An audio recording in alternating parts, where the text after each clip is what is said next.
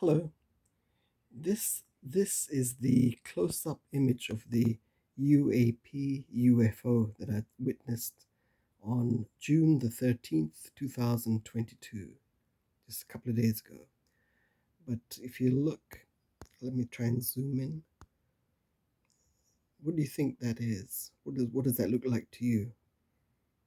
From my end here, I can see, as similar to the other objects that I've witnessed, I can see square. It's hard to describe, but I see square hologram type images, the square hologram type objects, which seem to be connected to each other.